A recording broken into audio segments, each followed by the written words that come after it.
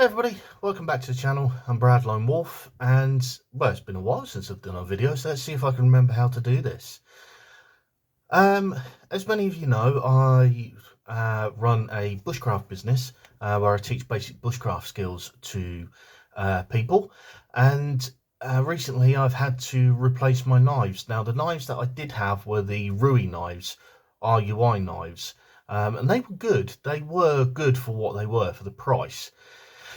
But as I say, I've now had to replace them, partly because they're falling apart, and partly because, well, mostly because they're falling apart. Now, most of you will say, well, does that mean you've got some Mora knives or Mora knives, depending on how you want to pronounce them? Funnily enough, I actually went to look for some of those knives, and I couldn't find any. It's almost like they've been stopped. People have stopped making them, or they've stopped being making them. So yeah, I've had to get some different knives, and the knives that I've ended up getting were some of these. They're called Wolfcraft knife. Never heard of them before, never seen them, never heard of them before. So I thought what I'd do is I'd order some, obviously as a replacement anyway, and I'd give them a quick review. So that's what this video is about. So just going to change perspective, and we'll get on with the review. Right, so these are the knives I bought. Like I say, I bought 3 of them. They're all the same, obviously. The first thing I've noticed about them is the fact that the packaging that they come in. Now, normally I would expect a knife like this to come in a box, but this one has come in plastic wrap, which obviously is not great for the environment, but there we go. The other thing as well is, because this is completely sealed, I'm not entirely sure how I'm going to get this knife out without using another knife. Now, I do appreciate that there's a plastic band there, and I will try taking the knife out just using that plastic band, but we'll see how things go.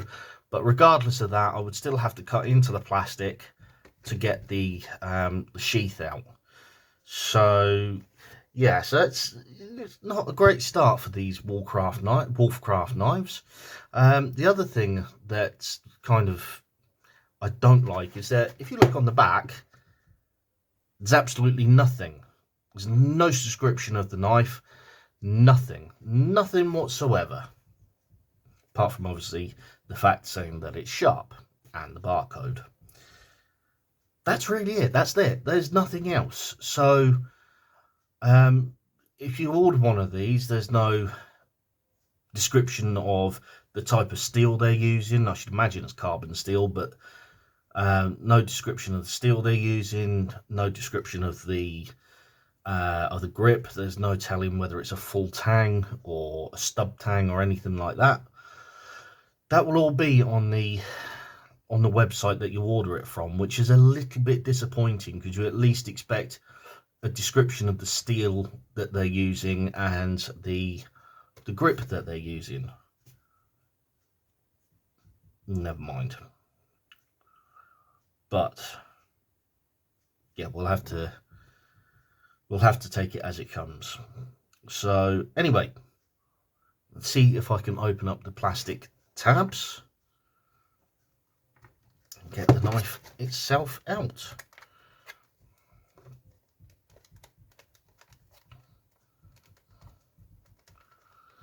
The short answer is no, I can't, not without a lot of struggling. Okay. Now, I have got my personal knife there, but this is also giving me an opportunity to check out a life hack that I've seen many times for opening these blister packs, and that's using a tin opener, can opener. So let's see if it actually works. You're watching it on stream as I am. No reason to say it shouldn't.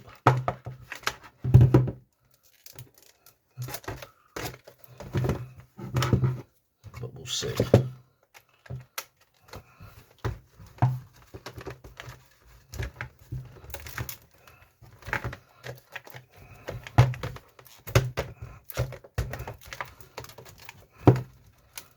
It's actually cutting through quite effectively. To a certain point anyway. Is that just mangling the packaging? No, it's actually cut through. Okay. Quite surprised at that. There we go. Right, there's the knife itself. Fight the sheath out.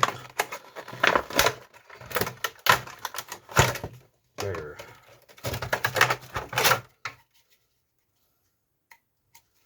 Right, let's come out the packaging. Put the tin opener away to one side. So that's the knife itself with its sheath. Now, on first glance, it's actually quite a thin blade. Yeah, it's quite a thin blade. Thin as in the width. When you look at my personal knife, you see the difference in the width of the blade. So that's not necessarily a bad thing. It's just it is a bit thin, a bit narrow in my opinion. And that's just my opinion. Doesn't necessarily mean it's a bad thing. Doesn't necessarily mean it's a bad blade. Now, without any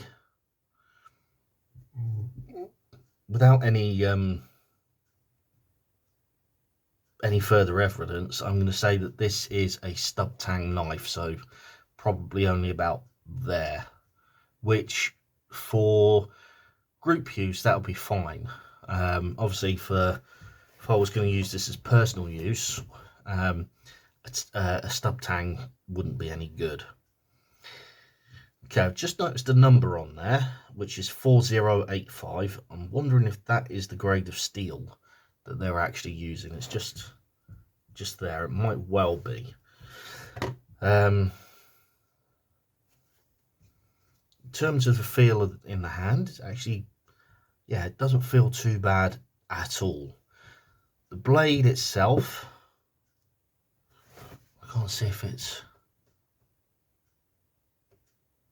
it might just be a single piece of steel. I can't see any lamination in there. But yeah, overall, in terms of grip and usage, it feels okay. Have I got, I'll use the piece of card it came with. I know this isn't the best thing, but I'll use it anyway.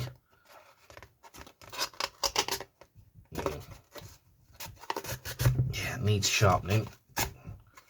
Well, it's sharp enough as it is, but it will need sharpening. So at the moment, so far, it's an okay knife. It's not the best knife, but it's an okay knife.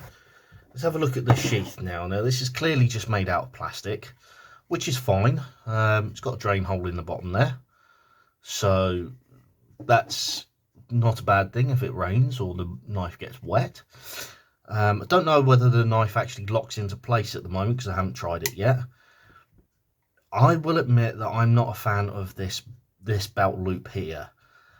It has the advantage in that you don't need to take your belt off to put the loop in place, to put the sheath in place around your belt, but because it doesn't have a proper loop, such as my knife here, which is a full proper loop, it could potentially mean that your knife falls off of your belt. Potentially. I'm not saying it will, it's just a potential thing. Right, so with that in mind, I'll put the knife in place and see whether it locks in. It should do. It wouldn't surprise me if it doesn't. Yes, it does. Takes a little bit of effort.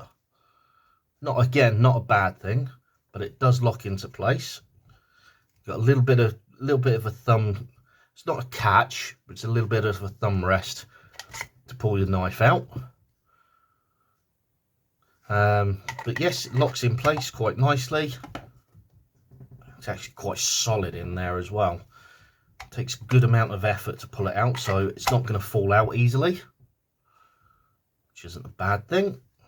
And like I say, you've got that little bit of a thumb piece there to push the knife out as well. So in terms of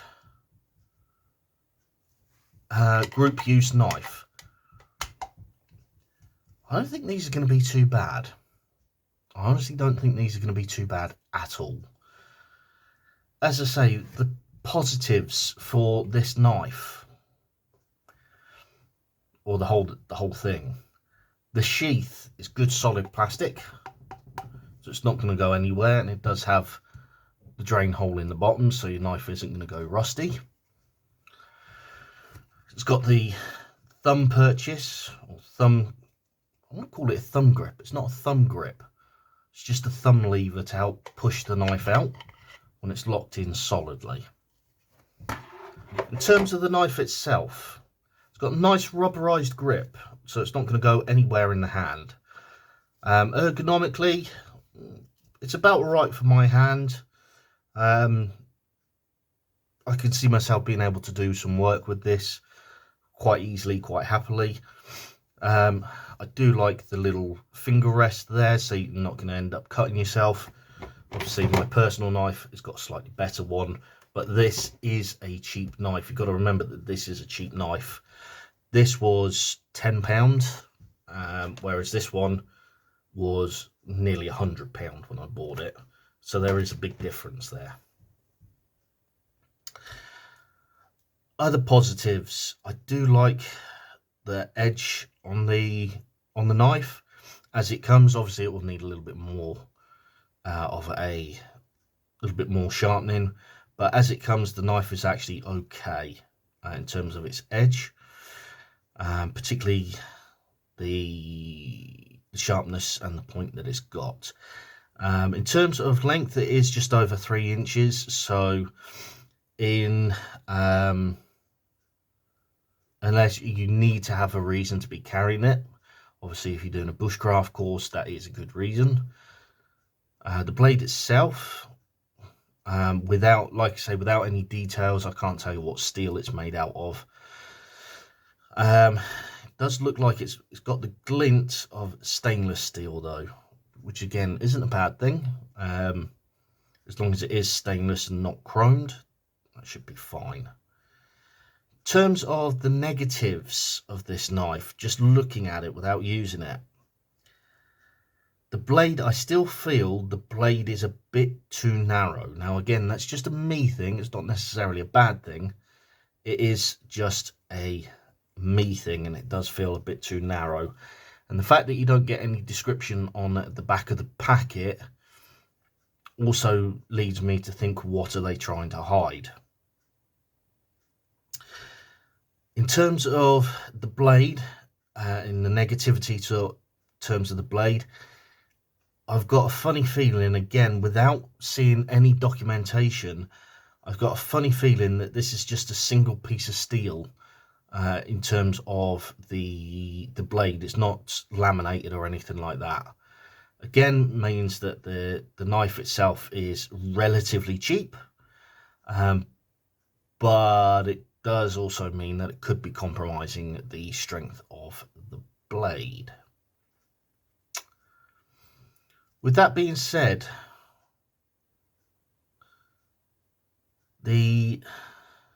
without trying these out properly, and obviously I will give a kind of a second review once I've had a few goes with these knives. Without having tried them, overall I would say that they're an okay knife. They're not the best, but they're certainly not the worst. I've seen a lot worse out there when it comes to bushcraft knives, I'll tell you that now. I hope that helps. I hope that helps with an idea of whether you want to buy one of these knives or not. They're not quite Mora knives, but they're the next best thing. With that being said, thank you very much for watching. It is appreciated, and I will see you next time. Bye for now.